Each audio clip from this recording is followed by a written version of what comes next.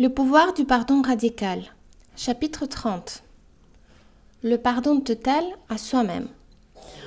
Comme je l'espère, vous avez appris dans les chapitres précédents que tout ce que vous voyez à l'extérieur est un reflet de ce qui est à l'intérieur et que ce que nous voyons en autrui n'est qu'un reflet de notre propre conscience. Si vous êtes au beau milieu d'une foule de 2000 personnes entassées dans une salle, il n'y a en fait qu'une seule personne dans la salle, vous. Les autres personnes ne sont que des reflets de vous-même. Et la façon dont vous les percevez n'est qu'une histoire que vous avez créée dans votre tête. Nous regardons toujours dans le miroir et c'est toujours nous que nous y voyons. Par voie de conséquence, tout pardon est similairement un pardon de soi. Je parle de cela depuis longtemps. Le pardon de soi se produit par défaut dès que vous réalisez que ce que vous voyez à l'extérieur est simplement vous. Voir étape 9 à 12 de la feuille de travail chapitre 20. Une fois que nous voyons la vérité en quelqu'un, nous la redirigeons automatiquement vers nous-mêmes. Il m'a toujours semblé plus facile de pardonner ce qui est à l'extérieur que d'essayer de se pardonner à soi-même, car nous avons l'habitude d'opérer dans le monde en tant que sujet ou objet, mais jamais les deux à la fois, ce qui correspond pourtant au fonctionnement du pardon de soi. À qui faisons-nous appel lorsque nous nous demandons pardon?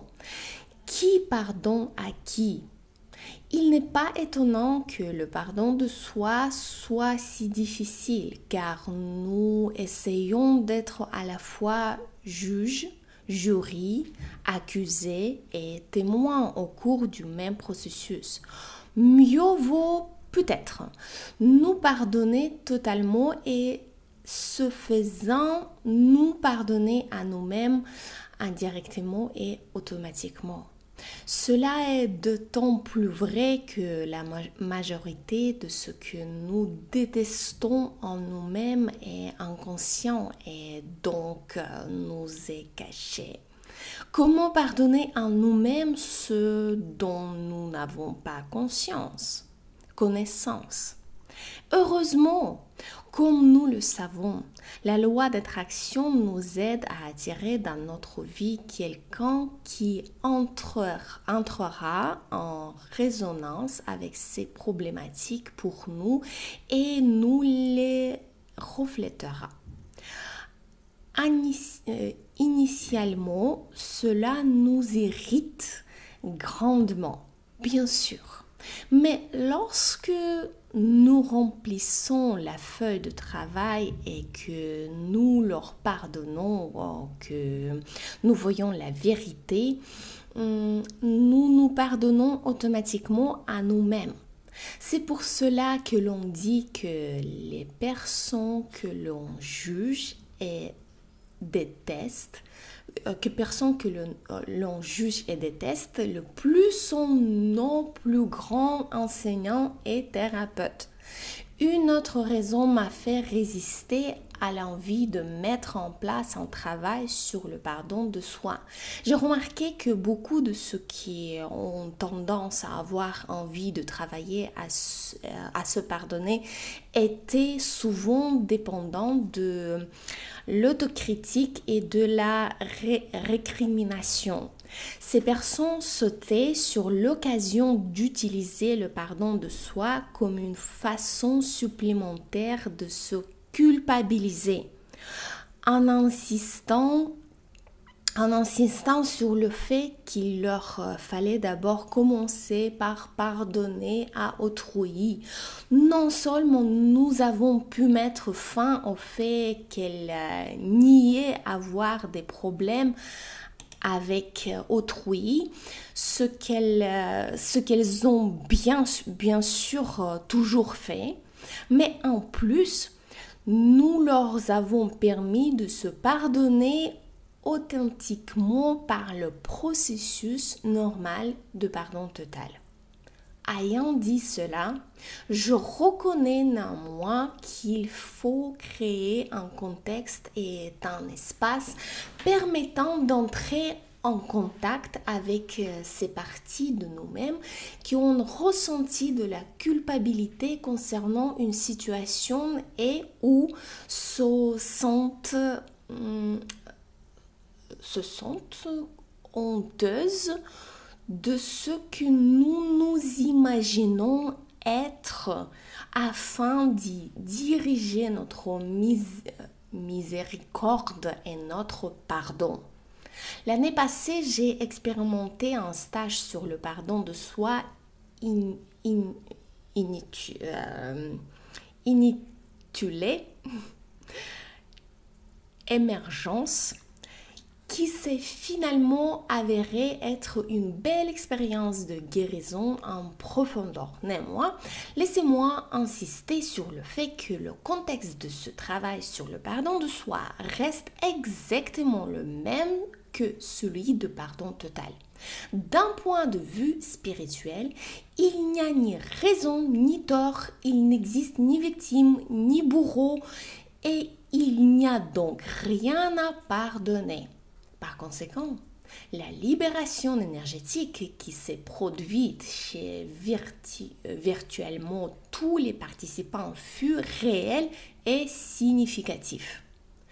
Une partie importante du travail renforcé sur le pardon de soi que je fais maintenant trouve ses racines dans un système thérapeutique spirituellement orienté du nom de psychosynthèse.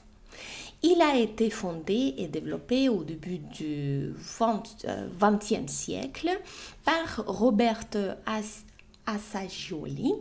Ce psychiatre italien était très en avance sur son époque et ce n'est que maintenant qu'il est pleinement reconnu et apprécié pour ses travaux. Je trouve que ceux-ci sont tout à fait en harmonie avec les principes du pardon total.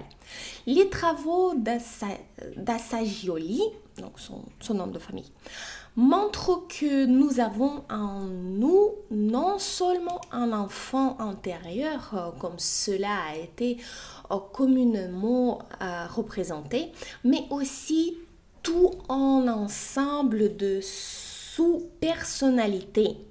La plupart d'entre elles ont été créées pour guérir ou survivre à nos blessures primaires ou pour compenser nos déficiences perçues qui constituent la base de la perception de notre moi blessé.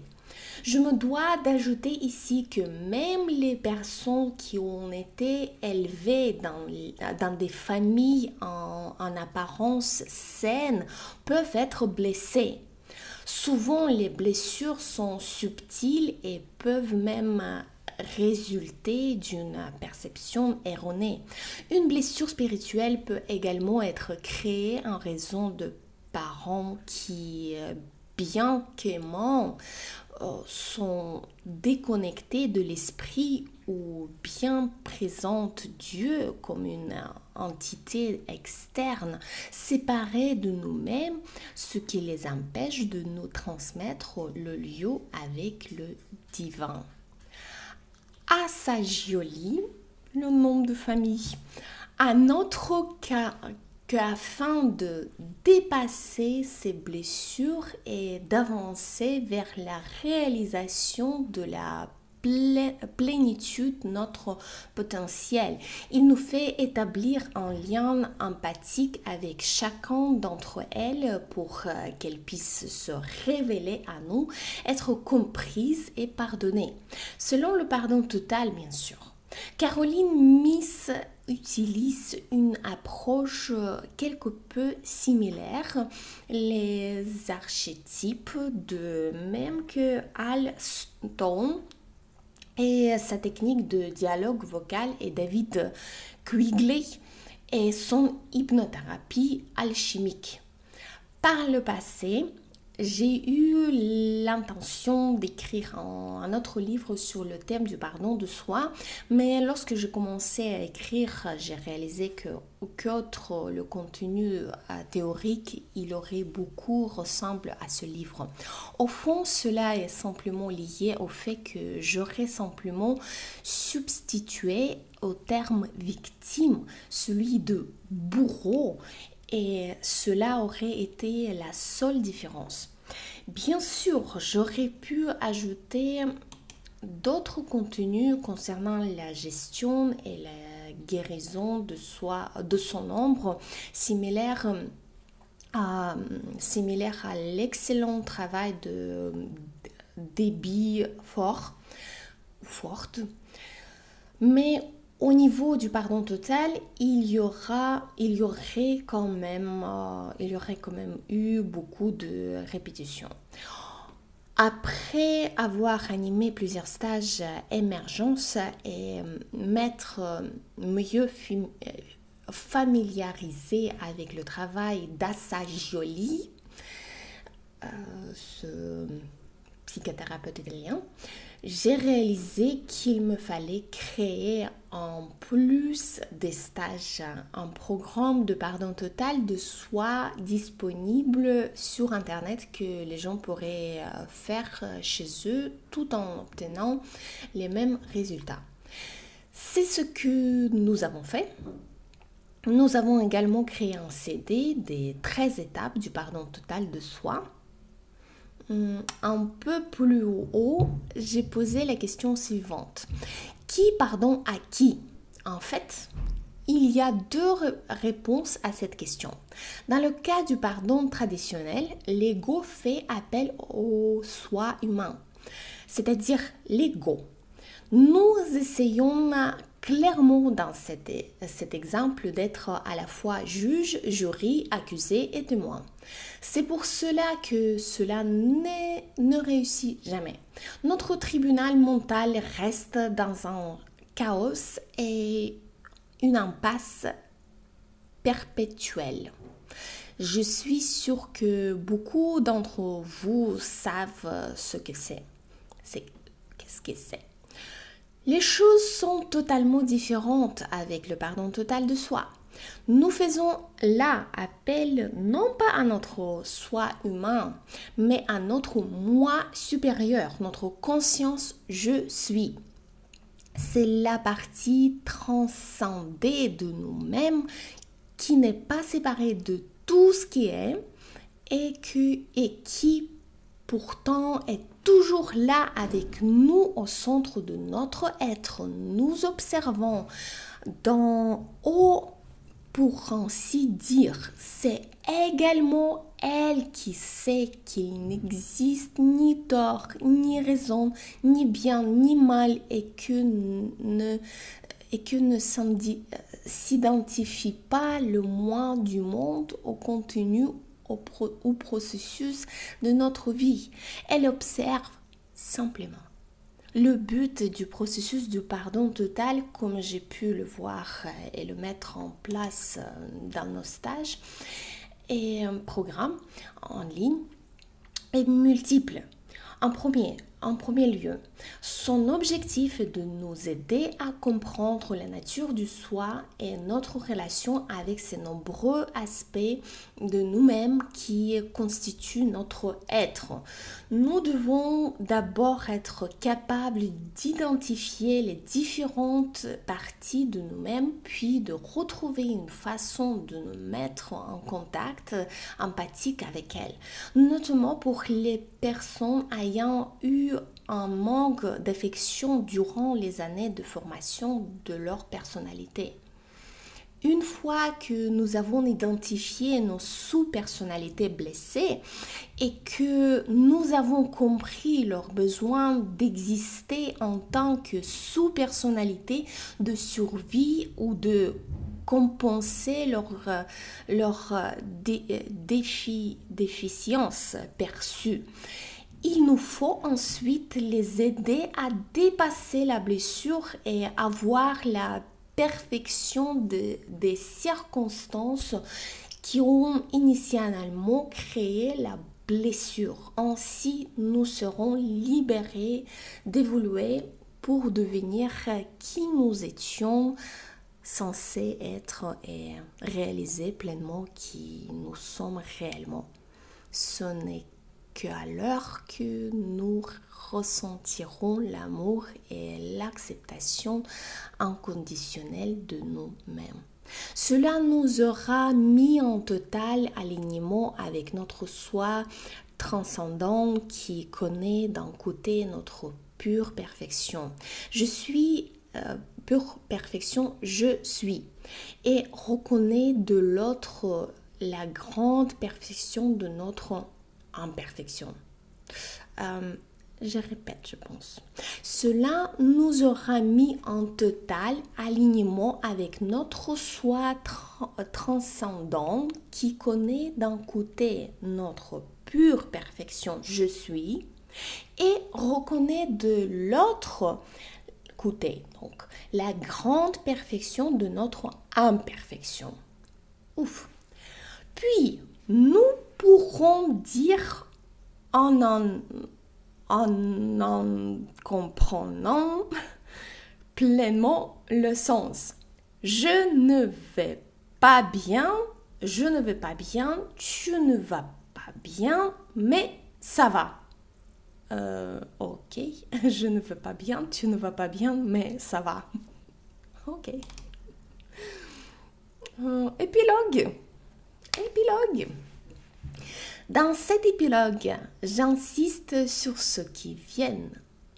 Étant donné que j'ai dû recevoir mes propres pensées concernant le pardon total qui dépasse de loin un simple processus du pardon, qui va en fait plus loin que ce que j'ai jamais imaginé. Je suis depuis le départ que le pardon total n'est pas une question, le pardon en soi, du moins pas le pardon traditionnel. Il n'est pas non plus qu'une méthode alternative pour pardonner qui serait plus rapide ou efficace que toute autre forme de pardon.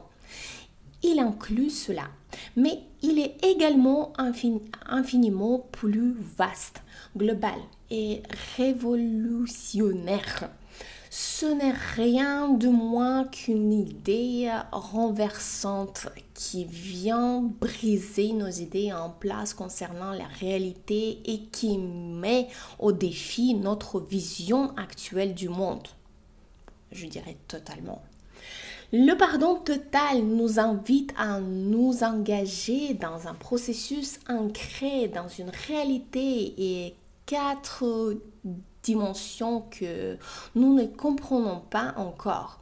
Il n'y a pas non plus beaucoup de preuves de son efficacité en dehors de celles fournies par notre conscience des changements importants qui se produisent en nous lorsque nous nous engageons sur cette voie. Si vous avez rempli une feuille de travail, vous saurez de quoi je parle. Il demande que nous suspendions notre façon habituelle de penser notre vie ainsi que notre relation globale au monde. Il demande encore que nous soyons ouverts à la possibilité de commencer à fonctionner à partir de cette nouvelle réalité avant que nous sachions vraiment de quoi il s'agit ou comment elle fonctionne, en ayant simplement la volonté de l'utiliser.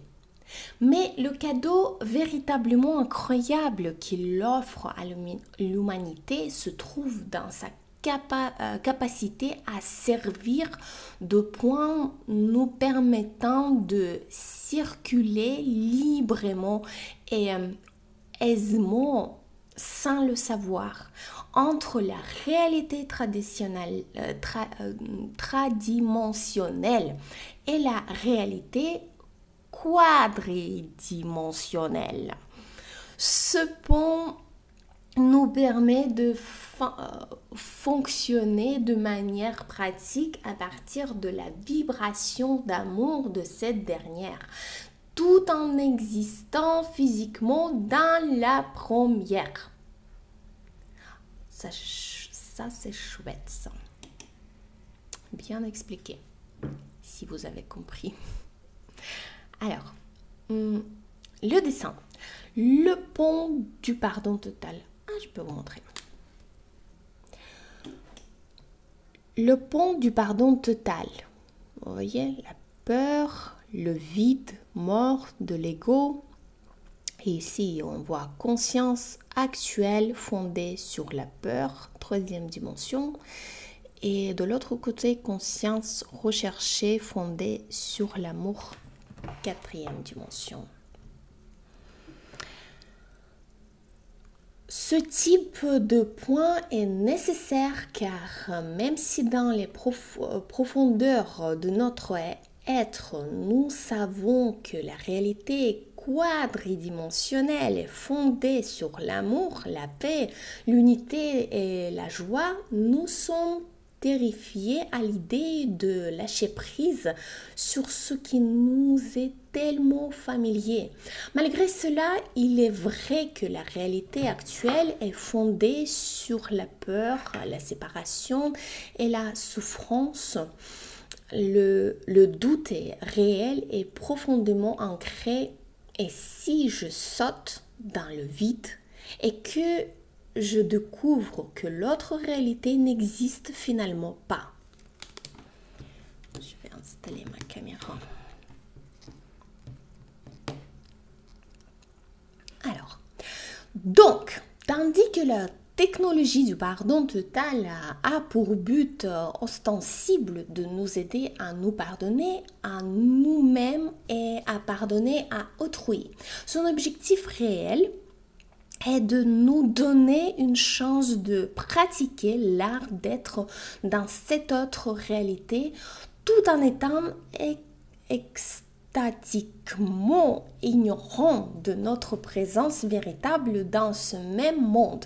Ces techniques nous amènent doucement à penser que nous faisons simplement une feuille de travail sur le pardon ou l'un des autres processus, alors qu'en fait, nous sommes en train, sans nous en rendre compte, de franchir cet abîme et que nous opérons dans la réalité quadridimensionnelle en utilisant des écrans de fumée et des miroirs ainsi que cette ignorance bénie, notre ego avance joyeusement dans ce processus. Comme partout, plus nous pratiquons quelque chose, moins nous en avons peur. Lorsque viendra le temps pour nous de changer, ce qui, à mon avis, est imminent, nous aurons tellement l'habitude d'être dans la vibration de la réalité fondée sur l'amour, grâce à l'utilisation du pardon total, que nos peurs concernant le dernier saut à effectuer seront évaporées. Cela m'amène à une question que les gens me posent fréquemment à la fin d'un de mes stages. Comment puis-je rester dans la vibration du pardon total et ne pas être attiré par la conscience de victime du monde qui m'entoure? La réponse est simple et rapide. Continuez d'utiliser ces techniques. Chaque fois que nous le faisons, nous nous ancrons de plus en plus dans la réalité quadridimensionnelle. J'aime bien ce mot. Et de fait, nous sommes de moins moins en moins susceptibles de choisir de retourner dans la troisième dimension. Finalement, cela sera devenu notre attitude pour défaut et nous nous serons pleinement stabilisés dans cette fréquence vibratoire plus élevée. Mais il y a un aspect bien plus profond dans cette question que nous devons également traiter. Afin de toujours utiliser ces techniques pour nous permettre de continuer à jouer dans la réalité quadridimensionnelle et à augmenter notre vibration, nous devons rester éveillés. Vous voyez les grandes lettres éveillées. Si l'on regarde la figure 16, l'image 16, je pense, du chapitre 22, nous voyons que si nous nous irritons au point de franchir la ligne qui indique à la fois la perte de la conscience spirituelle et notre arrivée au pays des victimes, nous sommes profondément perturbés. Le résultat est une diminution spectaculaire de notre taux vibratoire et la perte de conscience de la réalité nouvellement découverte. Nous nous retrouvons à nouveau dans le monde de la séparation et de la réalité fondée sur la peur, à nouveau aux mains de l'ego. Notre mental est alors à des kilomètres de se dire qu'il faudrait remplir une feuille de travail ou écouter les 13 étapes. Les 13 étapes. En bref, nous sommes perdus.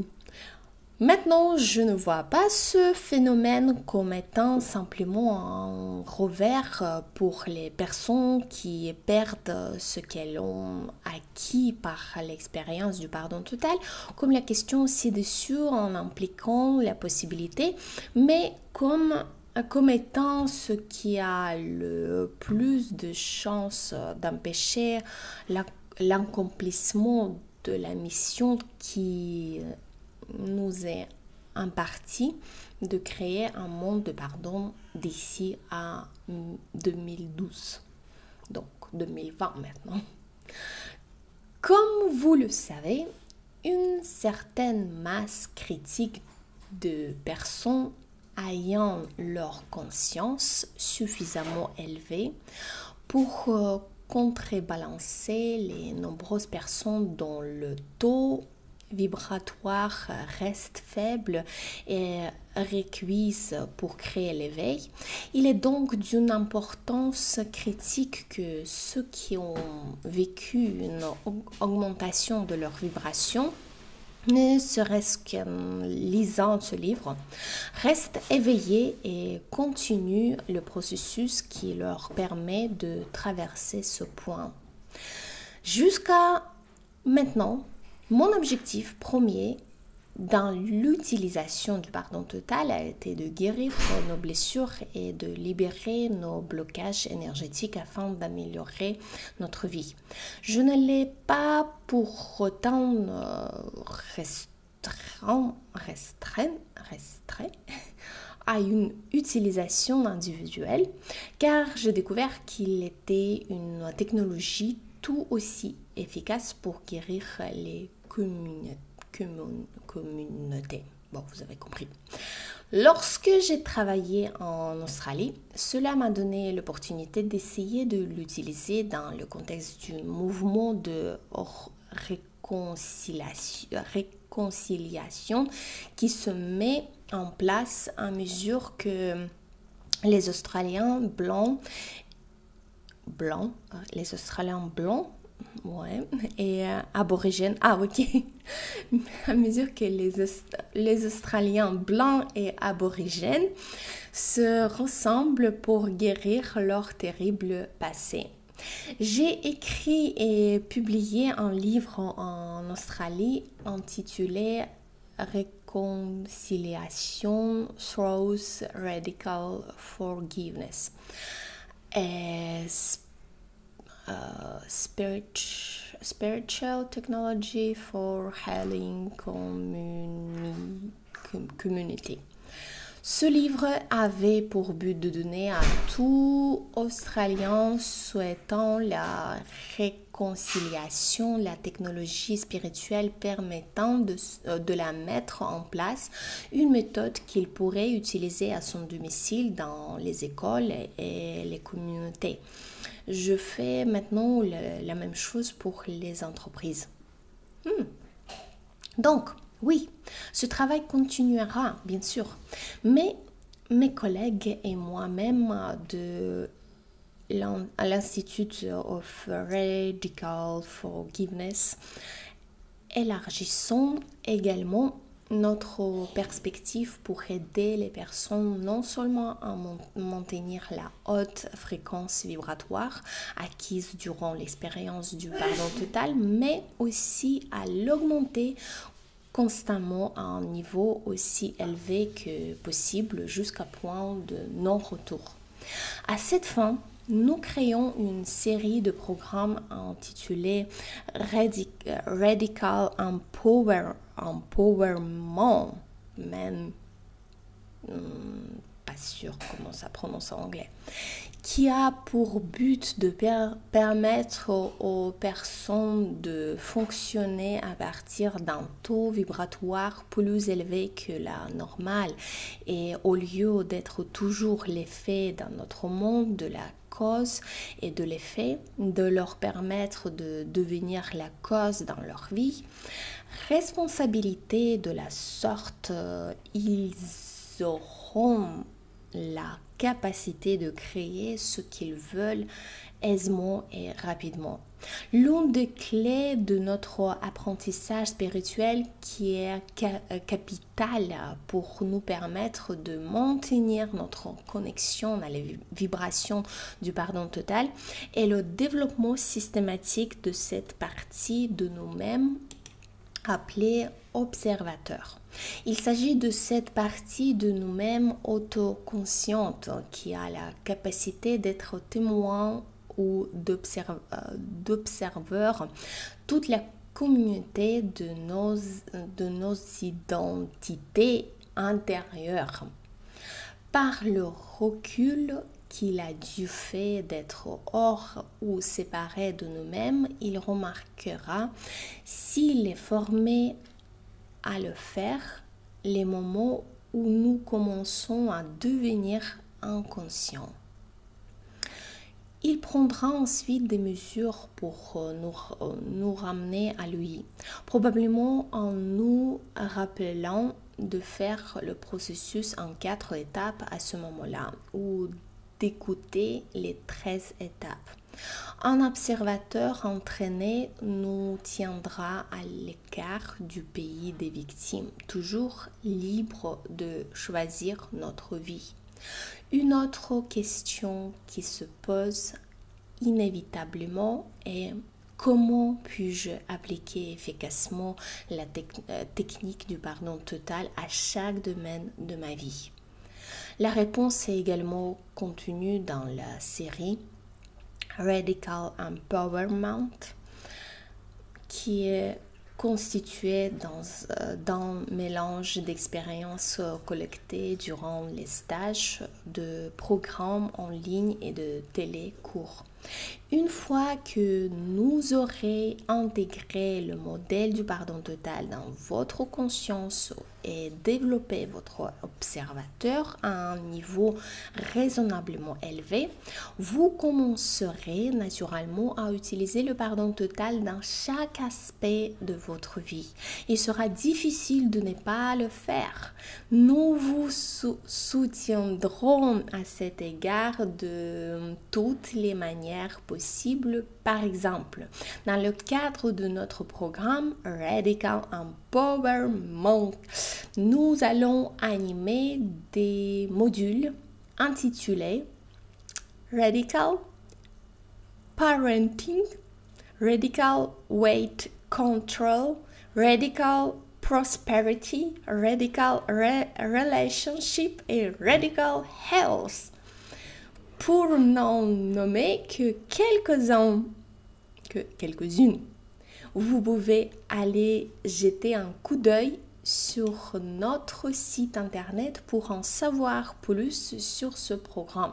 La troisième question qui m'est toujours posée une fois que les personnes reconnaissent simultanément que ce travail a le potentiel de créer une différence énorme dans le monde et qu'en lui réside une opportunité pour elle d'accomplir un travail spirituel porteur de sens et d'accomplissement, et comment puis-je partager cela avec d'autres personnes afin qu'elles puissent découvrir ce travail puissant et recevoir les mêmes bénéfices que moi?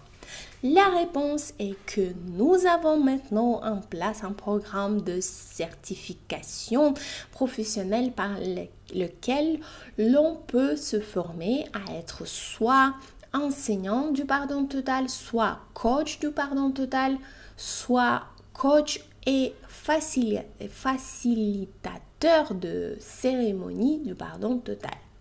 Chaque formation est à la base un cours à domicile qui est donc très pratique et ne nécessite aucune qualification prérequise. Vous trouverez des détails sur notre site internet. Une autre façon de répondre à cette question est d'indiquer que le pardon total est un phénomène qui se développe par le bouche à l'oreille. En 1997, lorsque j'ai publié pour la première fois ce livre, j'ai reçu une lettre de la propriétaire d'une des plus grandes librairies indépendantes d'Atlanta. Elle me disait qu'elle avait remarqué que des personnes venaient acheter un exemplaire du livre et revenaient environ une semaine plus tard pour en acheter 6 de plus pour leurs amis. Elle m'a écrit: je n'ai vu ce phénomène se produire qu'avec 2 autres livres.